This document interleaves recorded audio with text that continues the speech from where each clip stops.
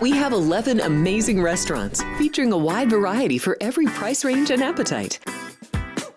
South Point's Garden Buffet has something for everyone at unbeatable prices.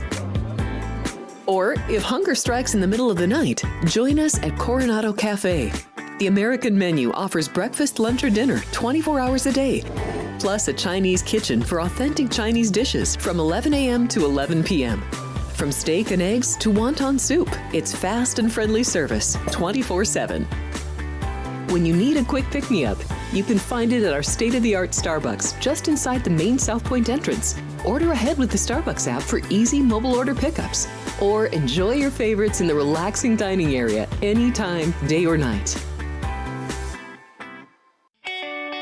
If you love Mexican food, Baja Miguel's has all of your south-of-the-border favorites. There are dozens of classics to choose from, like fajitas, ceviche, chimichangas, tacos, and more. And for spirit lovers, Baja's colorful non-smoking tequila bar is right outside.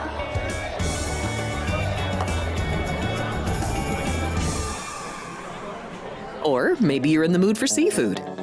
Big Sur Oyster Bar has fresh seafood prepared right before your eyes. Savor freshly shucked oysters, crab legs jambalaya, shrimp and lobster. Beers on tap and a selection of fine wines are perfect to pair with your seafood favorite. Whether lunch or dinner, you'll love this fun atmosphere, located just off the casino floor. Ready to shake things up? Step back in time and treat yourself to one of the oldest restaurant chains in the country. Steak and Shake, famous for original mouth-watering steak burgers and hand-dipped milkshakes in a variety of flavors. For some old-fashioned fun, try Steak and Shake.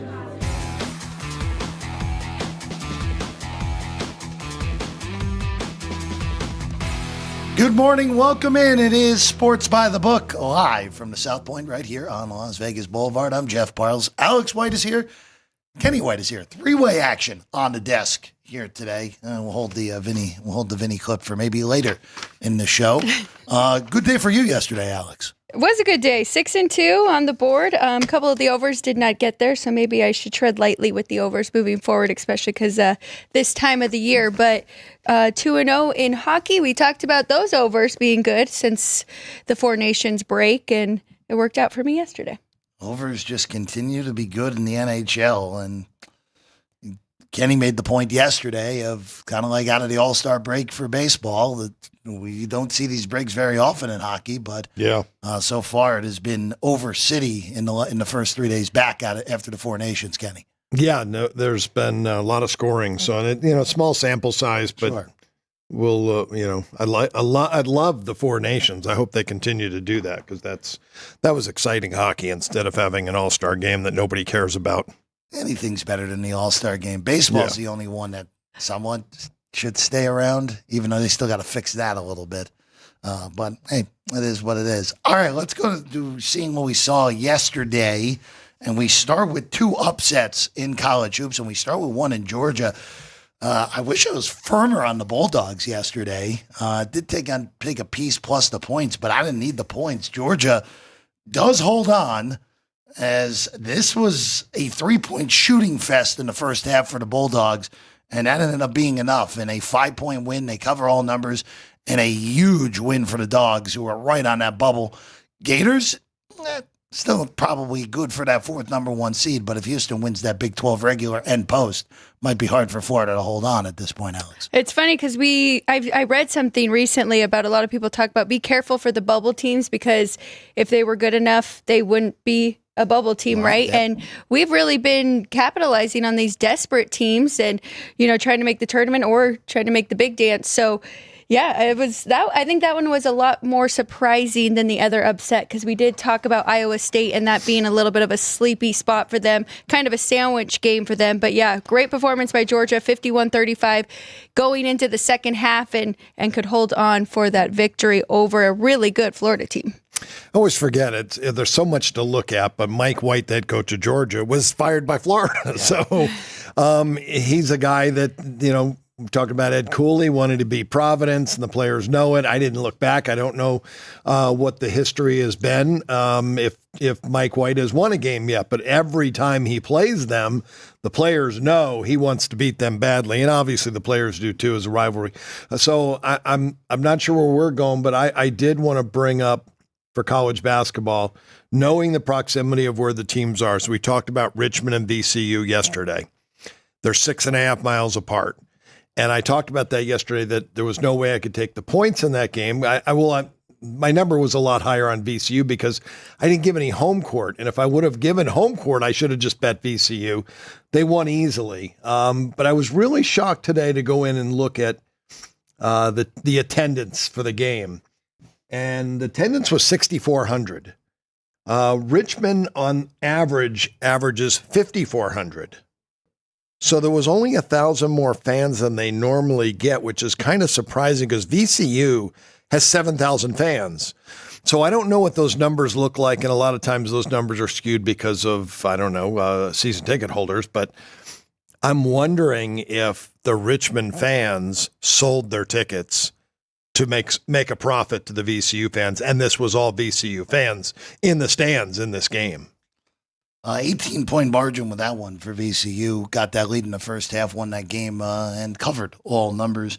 And now on the other one, Alex, you already mentioned it, that weird sandwich spot for Iowa State. They get taken out by the Pokes. It's more than just a little bit of a back-to-back sleepy time for Iowa State. Now I understand Gilbert's been out with the knee, but boy, it is a weird sandwich. This was a weird sandwich spot with Arizona coming up next, and then BYU right behind them. It doesn't get any easier to these next two for Iowa State. Well, you also have to consider they're sitting right in that weird 4 spot, and we talked about them being motivated to want to get that 4 seed, but I wouldn't count Iowa State out just yet. I mean, this team always plays hard for Otzelberger, and they're actually a team I would like to look at going into the Big 12 tournament because they will be playing hard and motivated to win again back-to-back years. So I don't want to count them out yet. I do think that, they're just kind of going through a weird spot right now, but I think they'll have it figured out, and especially if they can get their 2 guys healthy and ready to go for conference tournament time. Well, I think the biggest key is Gilbert. When you lose your point guard, that's a big problem. There's only 5 starters on the field, and 20% your best player really is not on the court. And he's the leader of the team, and for them to cover at Houston without him, I thought was a really good effort. But you get that, and you see that in the NBA all the time. Star player out, everybody steps up, everybody does a little extra and plays well. But then the next couple of games, that just doesn't happen. It's hard to play that A+ game in and game out. And they needed him in the lineup, and they need him back, and they're going to struggle, I think, if against Arizona and BYU, if they don't have him. And I don't know how long he's out for, but you got to look for him because I think he's worth about 4.5, 5 points to the betting line. It's still unknown how long he'll be out, too. That is the other problem here for Iowa State moving forward. Right now, again, that Big 12 top 4 get the double bye to the quarters in Kansas City. Everybody goes in KC with the 16, so Colorado, ASU, all safe regardless of what happens with them the last few games of the regular season, 20 regular season games. And then one last one, WNBA note real quick, Alex. Diana Taurasi retiring after 20-plus years in professional basketball.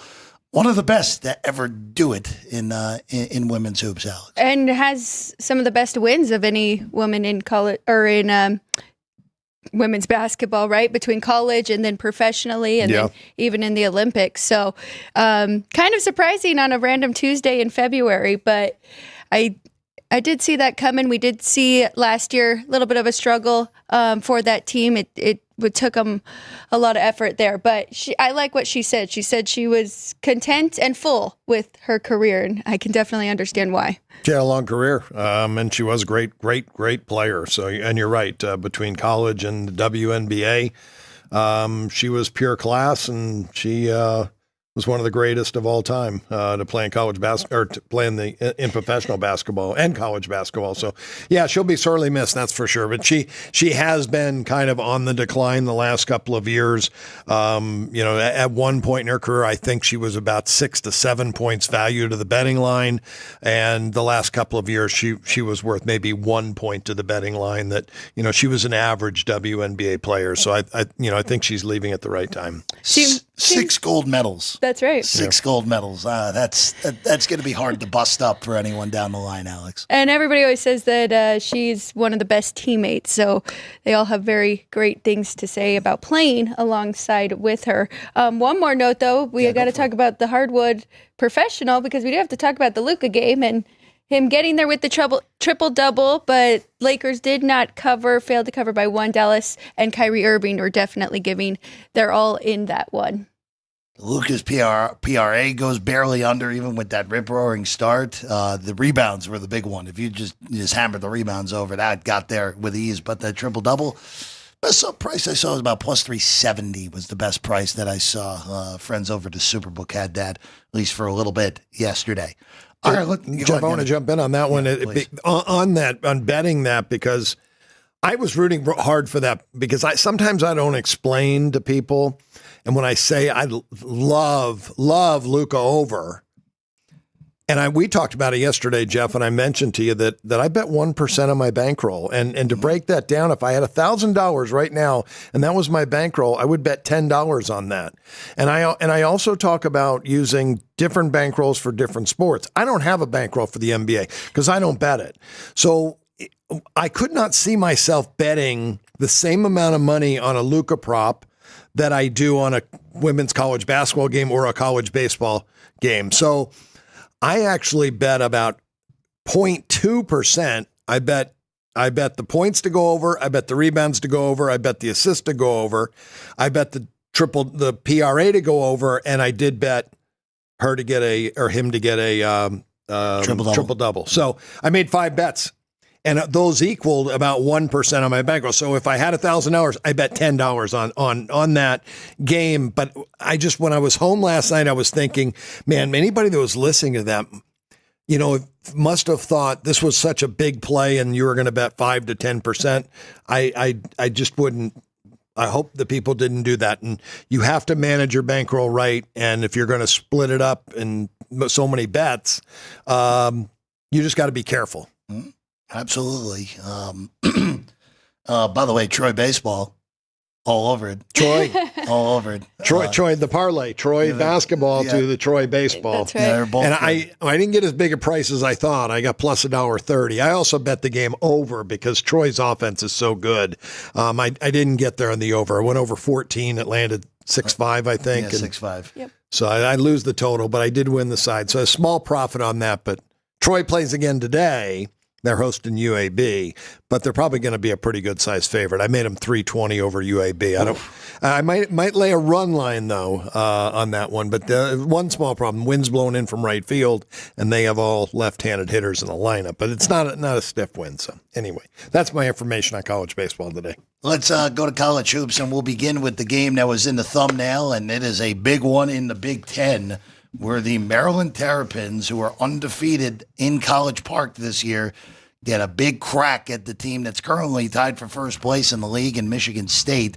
Right now, Maryland can't realistically get up to the 1 seed without a whole bunch of help, but they can at least get a top 4 seed and get to wait to play in Indianapolis. This one, I was looking for some sort of angle in this game. The bettors, this opened 3.5. It got all the way to 5. Now it's 4 when Maryland at home with a total of 150. This does not seem like a good spot for Michigan State. That's all I'm going to say. Coming off the big win on Friday night in Ann Arbor, now going to a team that hasn't lost at home. Tread very carefully if you like the underdog, regardless of how good they've been as a dog this year, which Michigan State has been great as a dog or a short favorites in this 2024-2025 season, Alex. I agree, Jeff. I was really trying to find a way to have a bet on this game. I love Maryland, especially at home. You're right. They've been great, especially in conference play. Only loss at home is in non-con to Marquette, and been good covering the spread there as well. 10-5 ATS on the year. But then on the flip side, you think Tom Izzo though. It's almost March. We're getting points here. You're leaning towards that way. That's why we make numbers, right? And the numbers right there. I think Maryland should be about a 2.5-point favorite at home. And I think that total right there at 150 is right too, Dad. Yeah, I do too. The numbers are really close on this. I had Maryland a 3-point favorite in the game. Looking at the standings, Michigan State 13-3. They're tied with Michigan for first. They have a 2.5 game lead for that double bye over UCLA and Purdue. Maryland just a half of game lead. So I feel like this is more of a must win for Maryland than it is Michigan State. But again, closer we get to March, you don't want to be betting against Tom Izzo. His teams peak at the right time. The standings on the board were just on the board there a second ago. Again, Maryland, again, top 4 seed, big deal in that Big Ten tournament. Get to wait an extra day in order to have to play in Indianapolis in that quarterfinal. If you get the 5, you're playing on day 2 in Indy. Again, 15 of the 18 go this year in the Big Ten. Bottom 3, which we will get to a bottom 3 team in a moment, do not go right now. Northwestern got a huge win last night to vault themselves out of the bottom 3. They win outright. Alex White had that yesterday with Northwestern. All right, let's go to Connecticut next. UConn hosting Georgetown here. Now, the problem for Georgetown, and we've discussed this, and it was confirmed over the weekend. Their star freshman, Thomas Sorber, is not going to play again this year with that foot injury, so he's done. 2 games without him. They beat Providence by 21 in the Cooley Bowl, and then they flip around and lose to Creighton by 11 on Saturday. Now they go up on the road to Hartford to take on UConn here, and I see 14.5 with UConn, and I just think that's too many points at this point with this version of the UConn Huskies.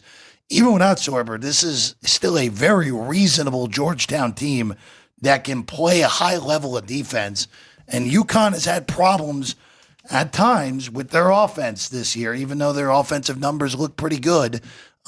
We've seen it. We saw it over the weekend with turnovers especially. If UConn's sloppy with the ball, this game should stay tight. 14.5 is good on the Hoyas here for me, Alex. I agree with you, and I'll let you take this over more because you have been on Georgetown for a big portion of this year. But I do think that they can keep it within this number. The only thing that does scare me is UConn was just embarrassed, not at Madison Square Garden against St. John. So I do imagine that Hurley's going to, they practiced really hard and he's going to be really tough on this team, but can only do so much. And you're right, it has been a turnover problem. They're 11-16 covering the spread this year. Look at Georgetown. They've been competitive, 14-11 ATS, so they have been more profitable for us betting Georgetown and Ed Cooley's team there. So I do like the points. I think 14.5 is enough that we can cover here. Yeah, they have a 1.5 lead for the bye in the conference tournament, and it is the day-old question. After a loss, is the team going to come out and play a great game, or are they going to sulk and lose a little confidence? Again, this is uncharted waters for Connecticut, 2-time national champs. These guys are expecting to be the top dog, and they get blown out by the top dog. They're no longer. I've always said confidence is a fragile thing, and this could be a team that has lost a lot of confidence. I'm all over Georgetown.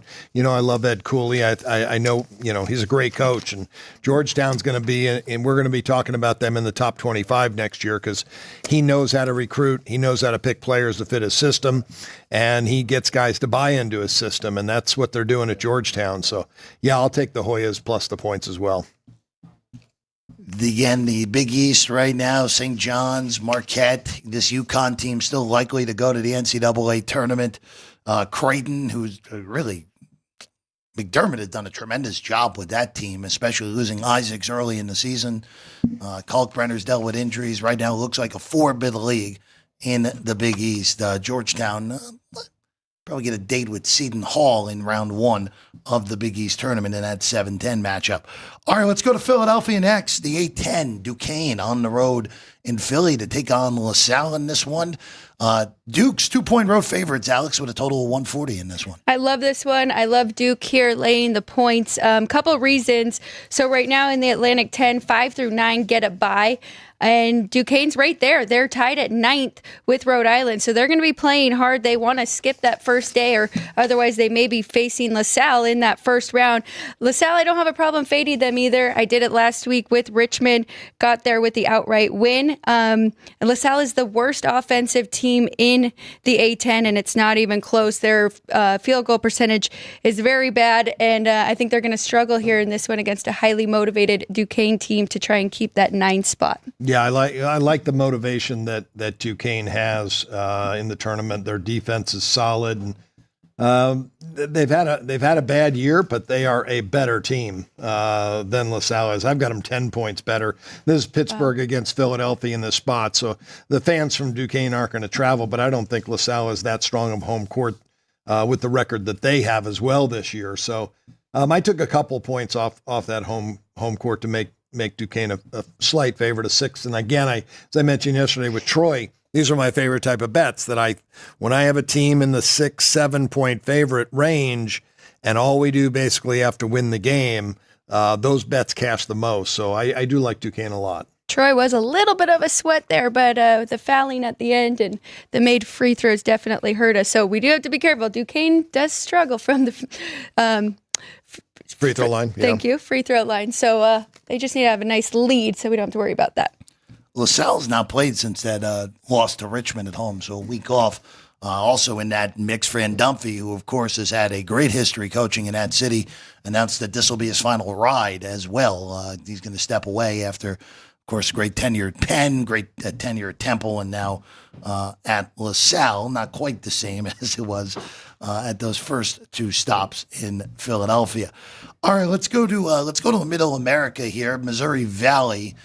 Illinois, Chicago on the road at Northern Iowa. This is an emotional fade spot for me of the Panthers, who I think are probably in a normal circumstance about 7.5, like the number currently is, points better than this Illinois Chicago team.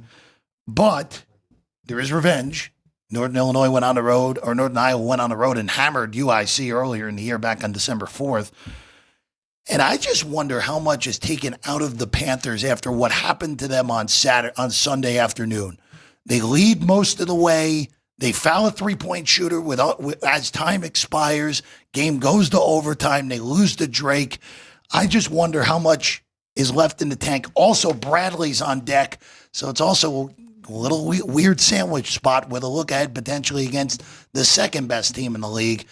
I think Northern Iowa wins, but I think this is a tight game, so I'll take UIC even at a worse number than it was a night ago. I think 7.5 is still good, Alex. I almost got there too because of that home revenge. So really have Northern Iowa just about 6, so 1.5 point difference. Then I was really looking to see about the motivation here with Illinois Chicago, and they're the 5 seed right now. I don't think they can catch up to Belmont, though. They have to win outright. They need a lot of help and would need them to lose the last few games. So didn't quite get there, but I do have a 1.5 point difference. They're leaning to taking the points. Yeah, I didn't have a play, but Jeff brings up such a great point that you just lost to your biggest rival in overtime. That's the game they circle. This is a flat spot. It doesn't mean anything now. They're locked into the bye. That was their Super Bowl type of game they're coming off of. They could care less about this. They know they beat them by 27 at their place. This might be a really good first half bet on Illinois Chicago. Just, again, like you said, Kenny, Missouri Valley, top 4 get a bye. And Alex brought it up, too. They're locked because UIC lost to Belmont, so they can't catch them via tiebreak. So The top 4 is just a matter of what order they're going to be in St. Louis next week, all locked in. And UIC, well, getting the 5 seed's not a bad place to be because they would get to play Missouri State, who has had a bad year in year 1 with Conzo Martin back at the helm there. So at least give himself a little bit of a path to spring an upset or 2 in that conference tournament. All right, number 1 is in action. We go to Auburn next. Quick hitter on this one because I don't think any of us have anything on this game. 13.5, 153 or total. All those numbers seem spot on. as always, it feels like a ton of points. Georgia covered against Auburn last week. I'm just always concerned about taking points against Auburn where that avalanche can just show up at any time, and you can look up and be like, whoa, Auburn beat Ole Miss by 28? And that wouldn't shock me too much, so I'm going to stay out of this one, Alex. Even adding in the home revenge there, giving them 2.5 points, still can't quite get there. Don't think it's enough to take here with Ole Miss, but they're really just pretty even, right, on the year. 7-6 against the spread at home for Auburn. So there have been some spots there, but Ole Miss just 4-4 against the spread on the road. So yeah, I think the only case you would want to make is for the dog, but you kind of missed the best of the number. Circa opened 14.5, bet down to 12.5. So the folks betting over there at Circa have the same thoughts that we do. That this could be another flat spot for Auburn, but Jeff's right. They can name the score. If they want to win big, they can do it. Again, Ole Miss, definite NCAA tournament team, but Auburn, like we were talking on Friday with Vinny and Chris, that Vinny has Auburn and Duke basically in their own level right now in college basketball to everybody else. And by a power rating standpoint, I can't really argue with that, especially with what we've seen from both of those teams. Another SEC game, Vanderbilt goes on the road to A&M. I really was looking for a reason to bet Texas A&M in this game. Back-to-back losses. Mississippi State handled them, and then Tennessee in a game that went well over. We were able to handle A&M in that game on Saturday in College Station.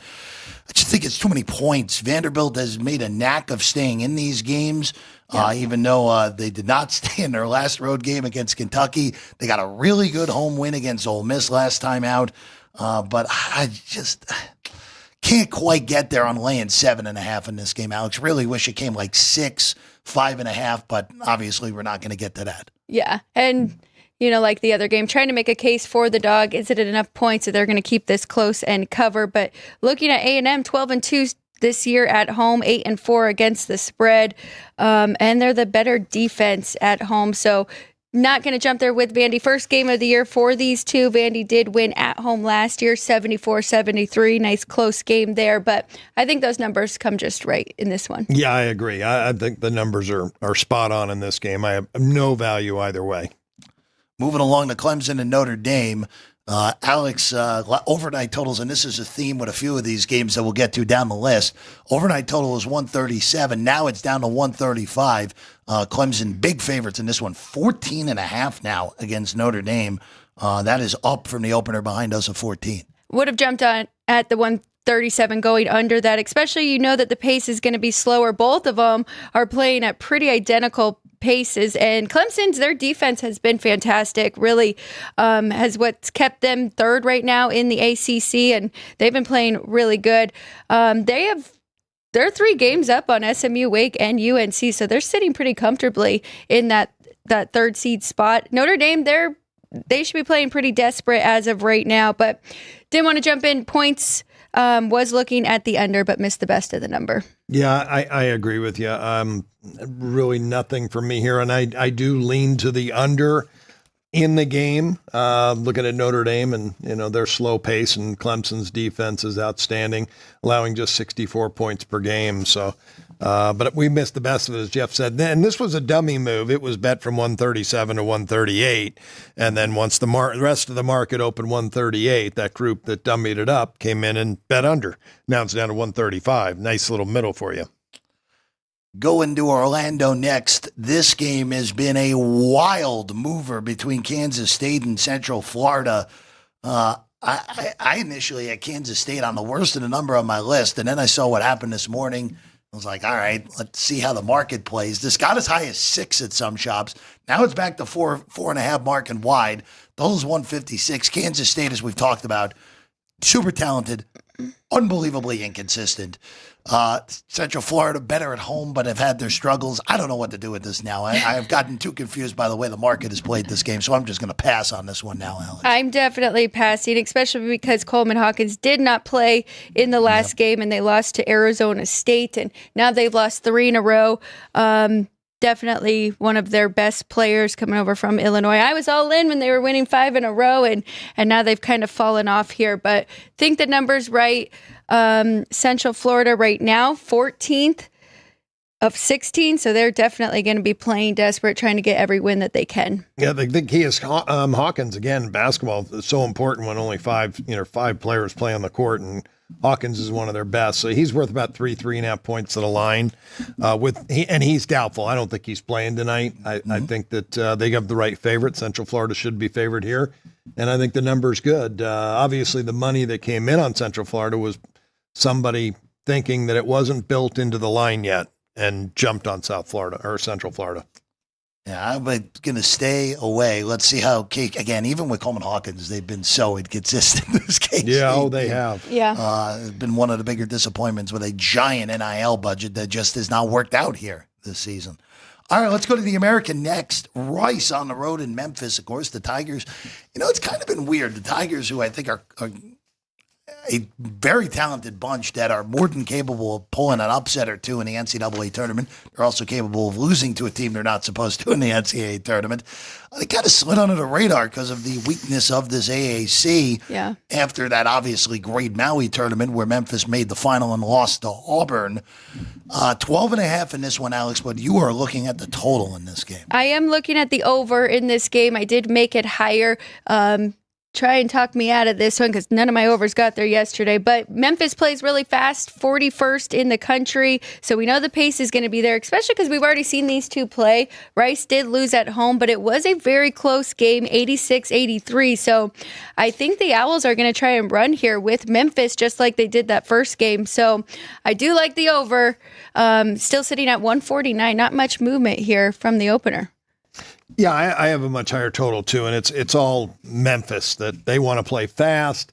They're going to have a double-digit lead. They'll force Rice into picking up their tempo in the game, and Rice is better offensively than they're on the defensive end. And I agree with you. I think it's a Memphis team that has trended over on the year, and they've actually been a better over team at home, 8-5 to the over this year when they're playing at home. So, yeah, I like it over as well, Alex. Okay.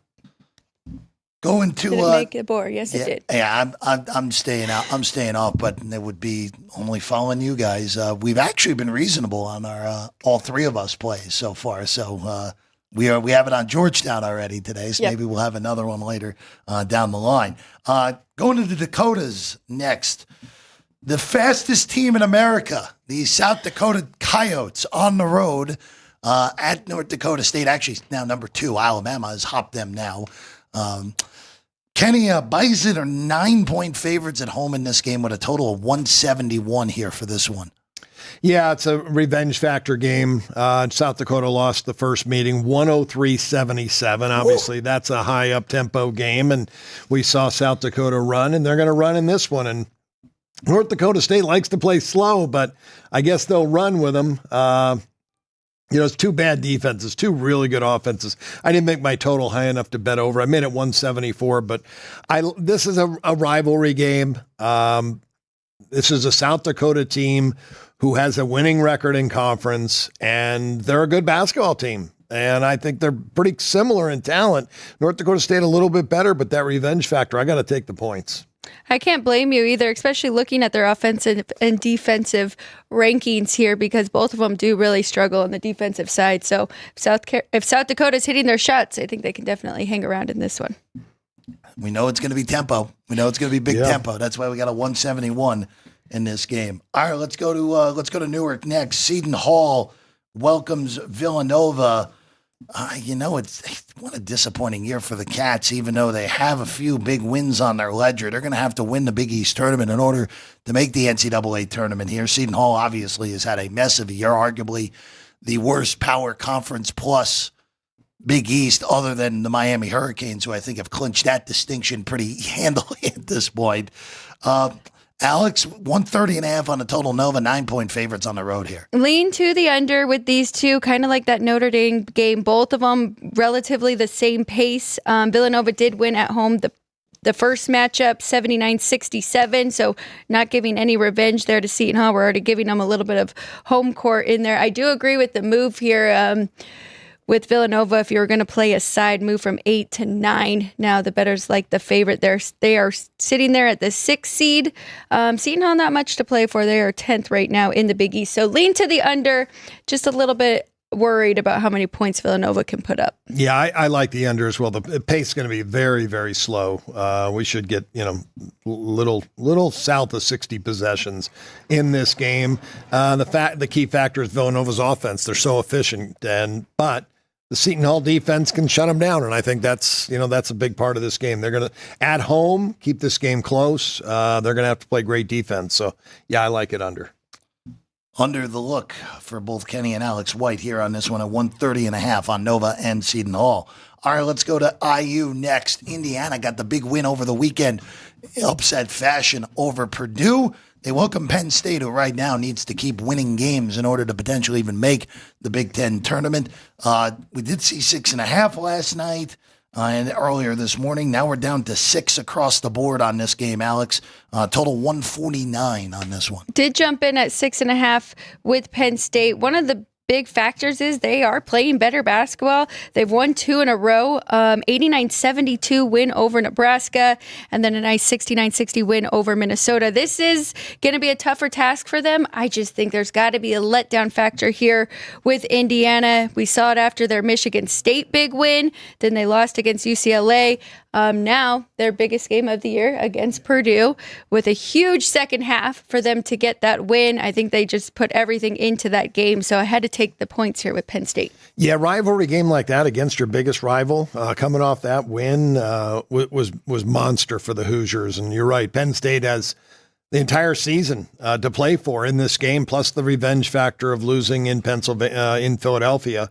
77-71. It wasn't on their home court, but it was still a prior game to the year, and it was their home game, just not on their home court. So I used the revenge factor to get a bet on this game, and I like Penn State here. I think motivation-wise, it's all Nittany Lions. Even the spot is great to go against Indiana too, right? I mean, just the monster upset over the weekend over Purdue. I mean, it dominated the second half of that game. They really did. Probably the best basketball they played all year, to be honest. Just regression to the mean, right? Yeah. Even on that, 6.5, 6 is still good on Penn State. I'm with the guys on that. All right, let's go to Tucson next. Utah is a big dog at Arizona. This was a kind of an eye-popping number, but then I went through it. I couldn't really find anything that really led me to take all those points with Utah here. 154.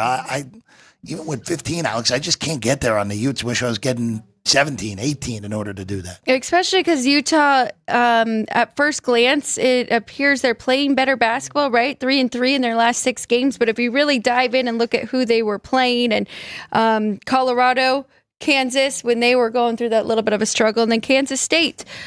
So I can't jump in there with the points either. Arizona's coming off a bad loss to BYU that they really could have had that game too. So I think they'll be highly motivated in this one, even though the other thing is, can they chase Houston now for the regular season Big 12? We don't think so. So, I imagine they have to stay pretty focused. So the Wildcats. Yeah, they're 3 out with 4 to go. So they'd have to win every game, and Houston would have to lose their last 3.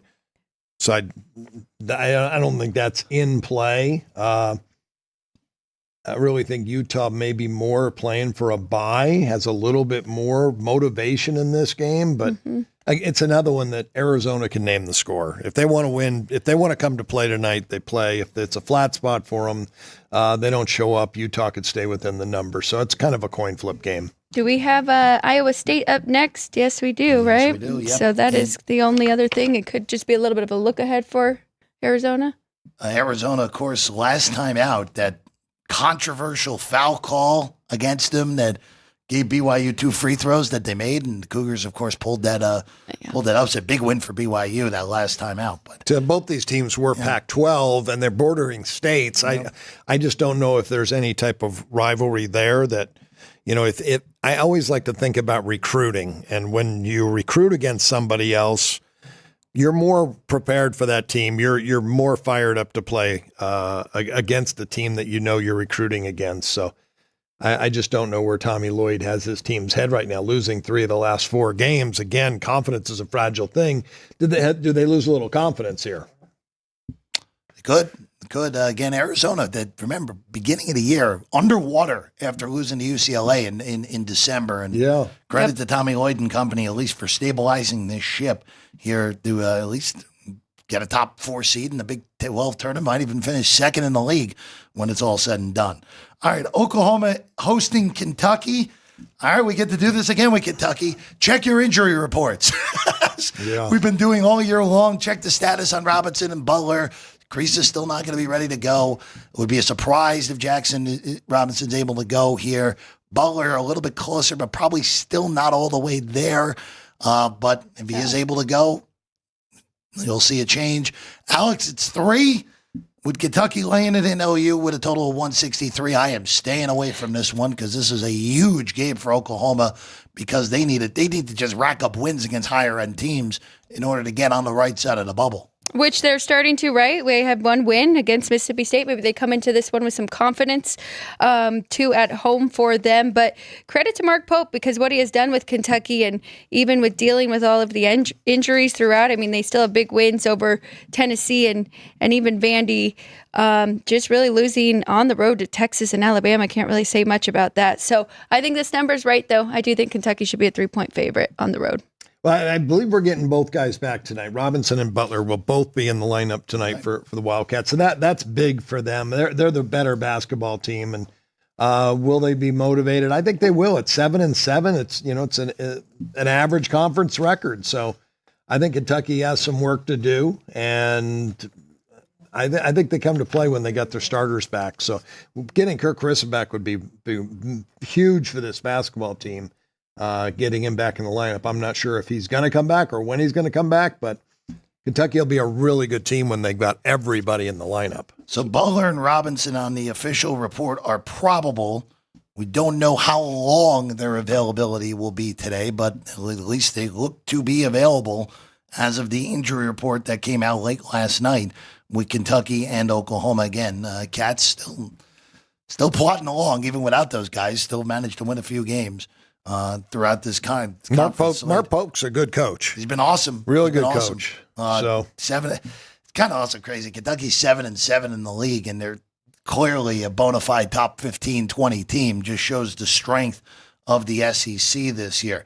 All right, moving along. Next up, we go to Fayetteville, and this is another one of these totals that I wish I had hopped on last night. Arkansas will welcome Texas.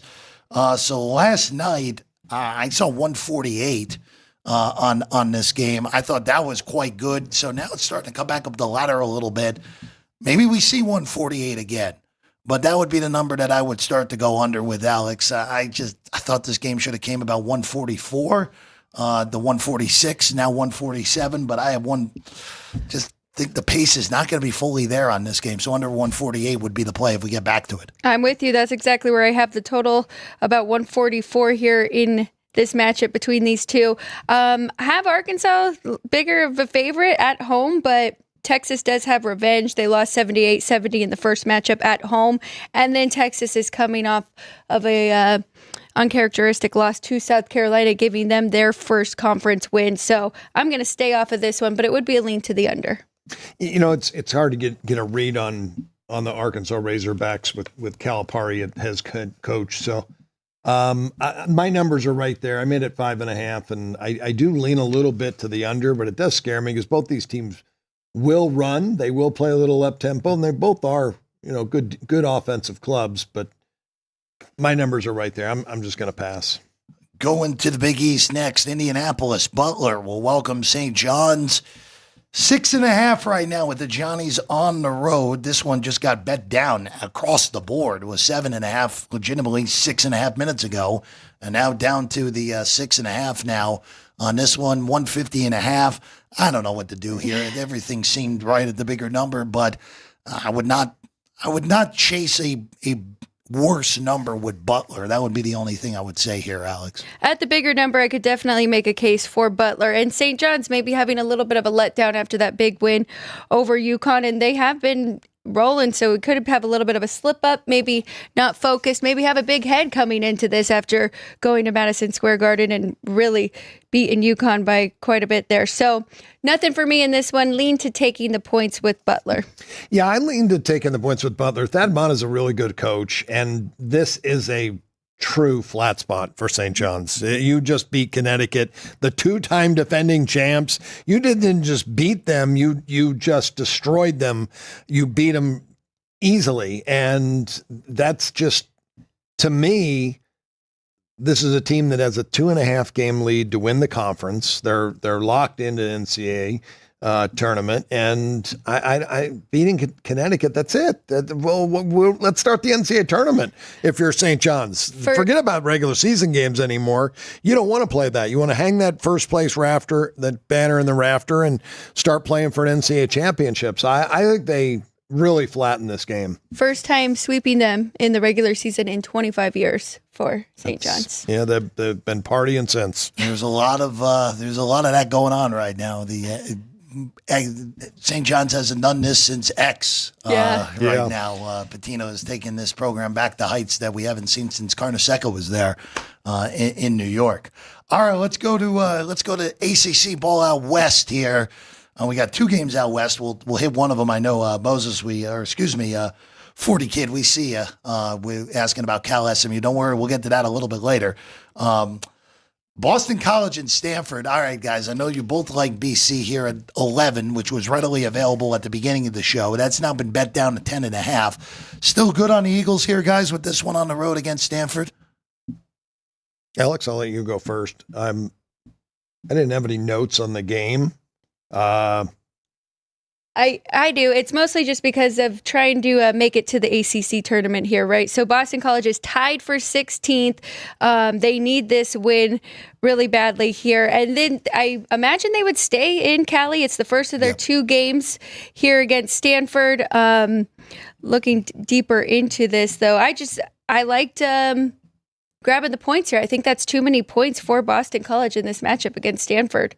Yeah, Boston College has won their last 2 games as well. And you mentioned, the motivation of getting into the conference tournament. I like the way they're playing. My numbers say this game should only be about 5.5. So taking double digits with BC, I think is a very good bet, especially the first game of this 2-game trip to Northern California. 10.5 right now at the moment. 142.5, the number on the total. Oh, and Stanford they're coming off the Cal game. Yep. They just beat Cal. So another nice factor to have in your back pocket when you're betting a game that you're betting against a team that just beat their biggest rival. Going to Tempe next. BYU on the road at Arizona State. 4.5 on this one right now with a total of 149.5. Just a question of more so than anything. Yeah, his number feels pretty good. What are we getting out of BYU after that big shocker over Arizona is really the only question mark in this game. We've kind of seen Arizona State really taper off as the year's gone along, Alex. No, we really have. And player out for them now. I think he's done with the team. But I like how BYU is playing now. They've won 4 in a row. So I don't want to take too much from that win. I think they are playing with confidence now. I would lean to the BYU side. Yeah, B.J. Freeman, their best offensive player. And they have been a down year offensively overall as a team, but now you lose your best offensive player. I think it's pretty hard. He walked away from the team. They ended up beating Kansas State without him, which is amazing. But again, that's what happens when their star is out. Everybody else steps up. I just don't think they can do it 2 in a row. So I like BYU. I think they're the much better team. I have BYU 12 points better than Arizona State. It's probably a pretty good Mormon contingent in Phoenix as well, as there would be here. And they should get a pretty good crowd, I think, the BYU team. Staying out west, USC hosts Ohio State. Now, this is just a talent thing for me, and I like Ohio State in this game as a pick. Now, I'm just curious because Ohio State has dealt with illness over the last week.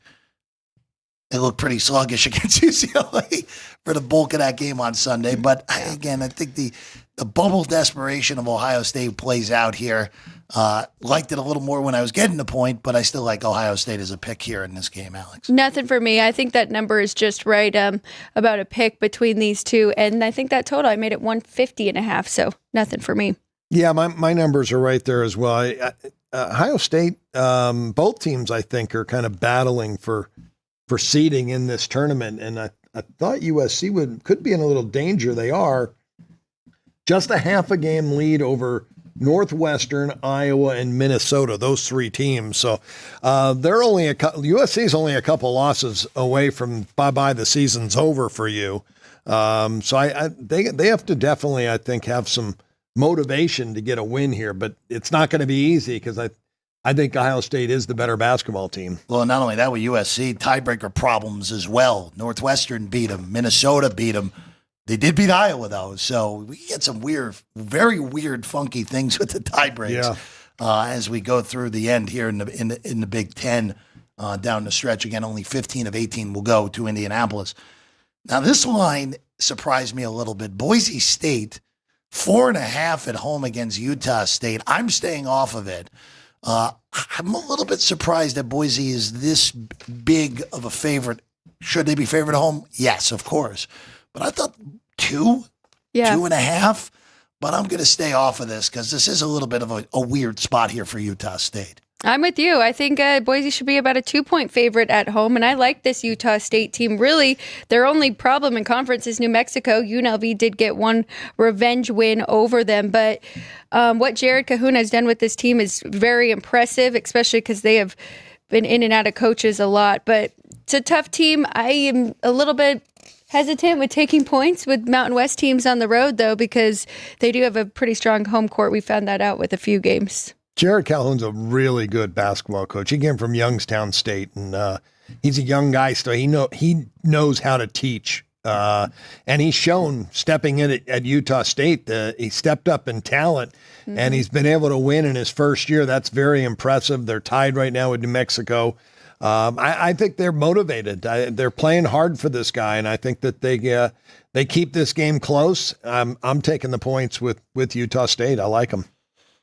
Let's go to a game that was requested in the chat. It was already on our list, but we hear you, 40 Kid, who's curious on SMU tonight on the road at Cal. 3.5 here on this one, Alex, with a total of 153.5. Ponies, again, still trying to get on the right side of the bubble in the NCAA tournament. I just avoided laying that number on the road. I laid the money line here with SMU. I really like them in this spot. They're tied for 4th in the ACC, tied with Wake and a half a game above UNC. So I think they'll be highly motivated to try and get that double bye here in conference play. They're the better offense. They're the better defense. Going to play up tempo here, but yeah, I think SMU's the right side, but I didn't lay the points of 3.5. I do as well. That the motivative factor of getting the double bye, coming off a loss, and they've lost 2 of the last 3, but and they were both at home too. That's a little alarming. And make sure they don't have anybody. Well, they do. Boopie Miller, the point guard. That's a question mark. So you got to check on Miller if Miller's playing or not. And I can tell you the latest I've seen is he is listed as questionable. If he returns, I'm betting SMU. If he's not in the lineup, I'm passing. The Ponies, again, like Kenny said, fighting, Alex said as well, fighting for that double bye to get to that quarterfinal right away in the ACC tournament. All right, let's go to Corvallis to wrap things up here. The intriguing game. Kenny's already on record to say that ready to roll with San Francisco on Saturday against Gonzaga. Gonzaga did have a credit to the Zags because it looked pretty ugly early, and Gonzaga ended up rolling Santa Clara in the second half to win that game, and covering that over was pretty good too on that one. Kenny, 3.5 on this game with Oregon State at home, up from 2.5 on the overnights, with a total of 142.5 here against the Dons. Good matchup here in the WCC. Yeah, my question mark would be with San Francisco, if they were to lose this game and then they beat the Zags, they actually would finish second, I believe. Now the tiebreaker may not. They would split. That would count as a split. So I'm not sure how the tiebreaker would go.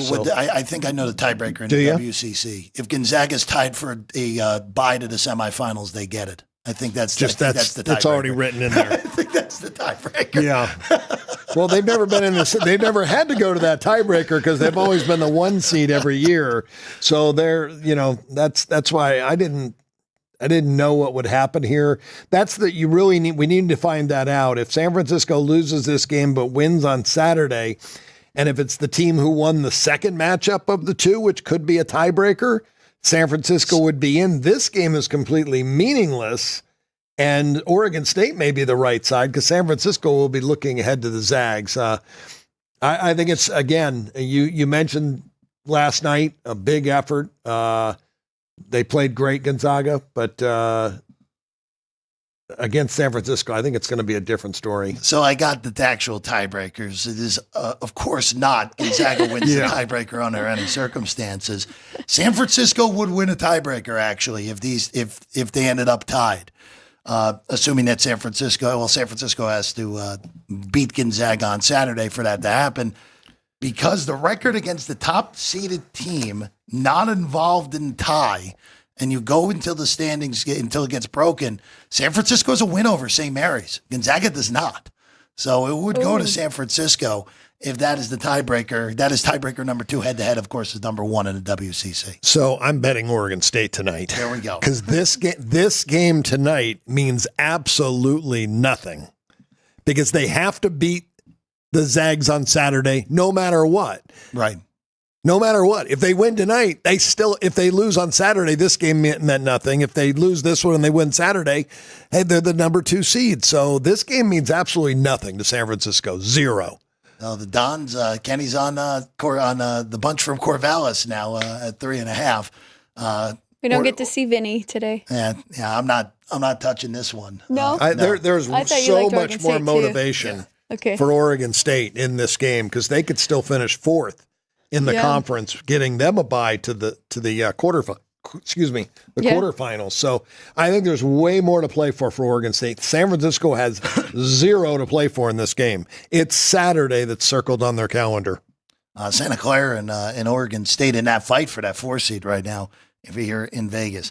Quick shout to the chat, boy, as we pivot over to the NHL. Moises, thanking us for Troy and Mizzou in the first half yesterday. Kenny and Alex all over Troy. Alex and I all over the Tigers yesterday. Roger Long going with, is this a parlay? This is an interesting one. Michigan State, Nova, and Indiana all on the money line. All right, good luck, Roger. And then 40 Kid, those were our thoughts earlier on SMU. All right, let's go over to the ice. Got 3 games to look at in hockey here today.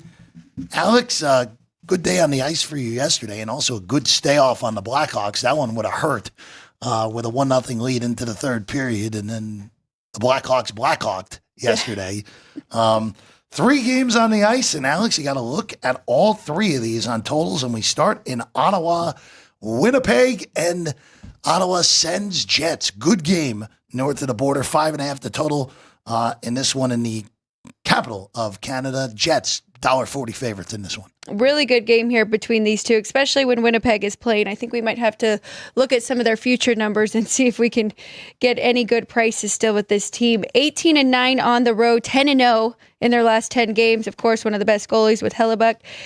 Senators, though, one of my favorite home teams, play much better at home, 16-8-2, just 5-5 in their last 10. Now, Linus Ullmark, he missed a chunk of January. He is back. It'll be his second game back since the break, but in his last 3 outings, he's 0-3 with a 4.88 goals against average, 8.79 save percentage. So struggled a little bit to get into midseason form for Ullmark. I'm going to kind of stretching here because I've got 5.5 over minus 140, and it's 5.5 right now. But I do like the over here, getting a plus price. And really, if you look at their median numbers alone, this can help get us here. The Jets are 4-3, their median number on the road, and the Senators are 3-3. So I think we can get over that 5.5. And I know it's a little scary with the Jets. They're number 1 in goals against, but they are 3rd in goals for. So they will put up some goals here in this one, especially with Ullmark coming back. And then Hellebuck, 3-1 to the over on the road. So they do have higher scoring games away from home. So over in that one for me. Next up on the list, another good game. New Jersey goes to Denver to take on Colorado. Devils And Avs, another 5.5. Colorado favored, $1.45 at home in this one, Alex. I like this one over, too, at 5.5. I made it 6, and just starting with the medians, the Devils 3-3, the Colorado 3-3 at home. And then if you look at their median over-under number that we usually have for these games, the Devils, you typically see a 6 and Avalanche 6.5. So I'm pretty surprised to see a 5.5, especially with no Jacob Markstrom. We've got Jake Allen playing for the Devils. Not quite as good. It is a drop-off in the goalie position, 2.58 goals against. And Mackenzie Blackwood, been very good for them. 20-16-5 record, but still can give up some goals here in this one. So I like this over. I don't like it quite as much as that first one going over 5.5 because it, well, I guess it is a 5.5 too, and I do have a difference, but I do like the first one better than this one. And then the last one, Vancouver on the road at the Kings. We talked about the Kings' dominance when they just scored 3 goals. Total again, 5.5 right now on this one. Alex, juice to the under, more so than the other games. $1.40 on that under now at 5.5. And I agree with that market here. So maybe now at minus 140, I can't play it, but it is a lean to the under. I got burned the other night with the Kings and the Knights because the Knights gave up too many goals in that third period. But looking at these two, I mean, Kevin Lankinen has been really good for the Canucks, stepping in for Demko. And they have a 6 straight under trend going into this game. They are 3 straight unders on the road. So I think it's going to be a tight game, especially it's going to be like a playoff game between these two. The Kings have dominated at home, coming into this winning 2 straight. And I would only play the under in this one. But all of my sides are right there, so I have no differences on sides for tonight. Total. The looks here for Alex. I'm going to put that first one on the board, though. The 3, and well, you'll have some time because we got to take a quick break to get everything set up. The whiteboards coming your way next as we finish up here on Sports by the Book live at the South Point on Las Vegas Boulevard. We have 11 amazing restaurants featuring a wide variety for every price range and appetite. South Point's Garden Buffet has something for everyone at unbeatable prices. Or, if hunger strikes in the middle of the night, join us at Coronado Cafe. The American menu offers breakfast, lunch, or dinner 24 hours a day, plus a Chinese kitchen for authentic Chinese dishes from 11 a.m. to 11 p.m. From steak and eggs to wonton soup, it's fast and friendly service 24/7. When you need a quick pick-me-up, you can find it at our state-of-the-art Starbucks just inside the main South Point entrance. Order ahead with the Starbucks app for easy mobile order pickups. Or enjoy your favorites in the relaxing dining area anytime, day or night. If you love Mexican food, Baja Miguel's has all of your south of the border favorites. There are dozens of classics to choose from, like fajitas, ceviche, chimichangas, tacos, and more. And for spirit lovers, Baja's colorful non-smoking tequila bar is right outside.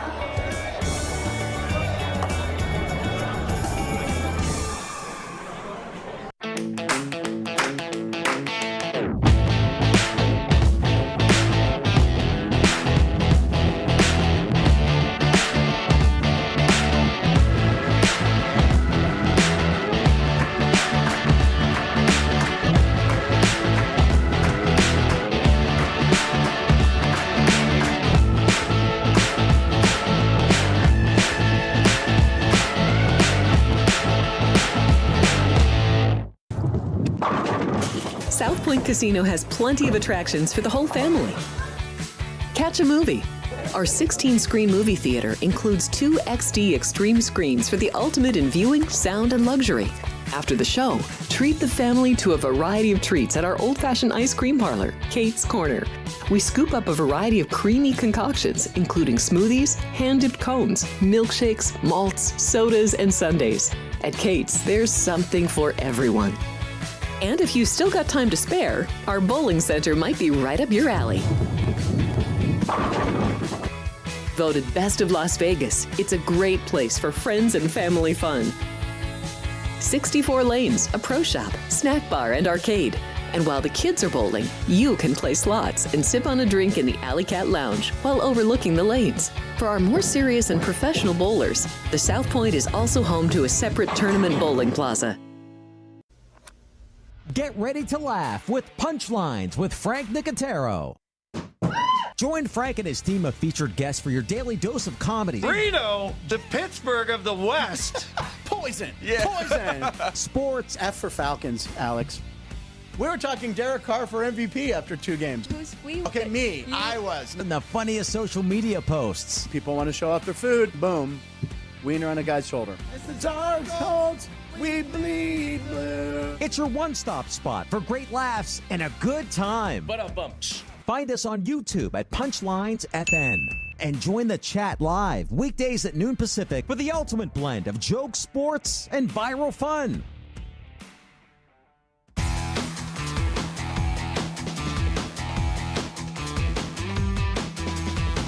Welcome back in. It's Sports by the Book here at the South Point. Jeff Parles, Alex White, Kenny White. Before we get the whiteboards for today, trivia question in the bottom ticker, if you were paying attention down there. Who was the first player to lead the NBA in both scoring and assists in the same season? Kenny, any guesses? Nate Archibald. Right on the money. Tiny Archibald did it in 1973. JR was the only one who got it, right, Ryan? Only one who got it today? Buddy? Hold on. 2 people got it. Well, JR, though, did admit that he had to look up the answer. So, Wow. we are invalidating JR's win today. Tiny, Sorry, JR. you went with the Sorry, nickname. JR. Tiny Nate Archibald, 6'1", left-handed point guard that was a great basketball player. Kings, right? Kings, yeah. the majority. Kansas City Kings. Yeah, there we see. We're talking at least one city to go on now. Before they moved to Sacramento, yeah. But JR will go for 5 legitimate wins tomorrow. No, Sorry, JR. no. That's 5 in a row. He worked hard for those. He worked hard. Well, he worked hard for the 4. Work hard for the 4. We love you, JR. Keep those answers coming. In the JR Invitational that we're going to call it until someone else wins in the chat. All right, whiteboard time. Alex, Kenny, it is a busy whiteboard here today for both of you. Alex, coming off a big 6-2 yesterday. What do you got here today on a Wednesday? All right, so I'm going against LaSalle once again. I'm laying the points with Duquesne -2 on the road, trying to play for that 9 seed going into the conference. I'm going with an over here. Rice and Memphis over 149.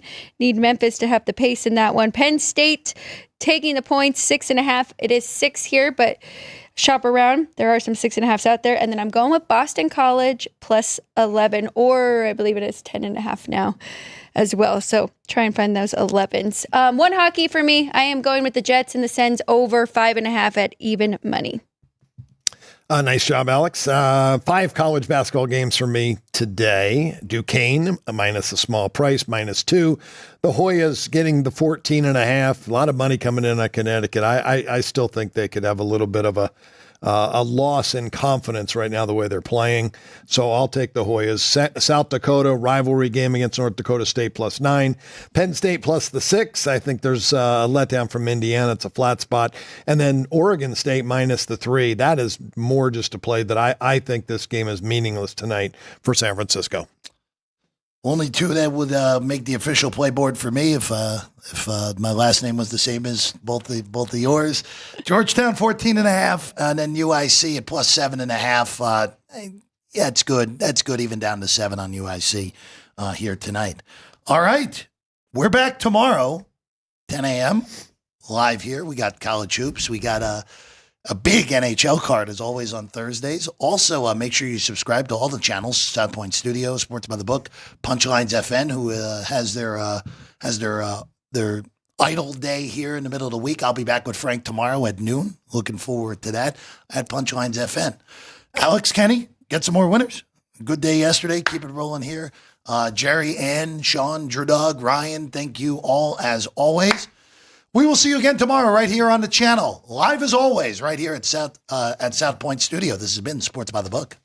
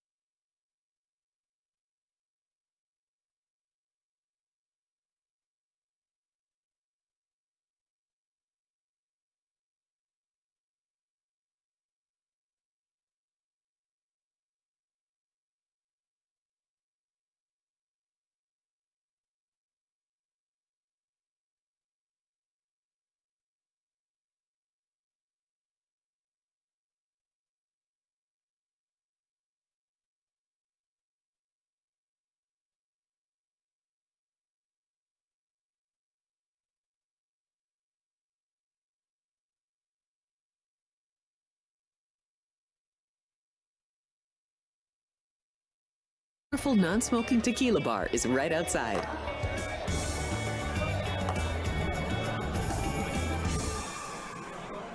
Or maybe you're in the mood for seafood. Big Sur Oyster Bar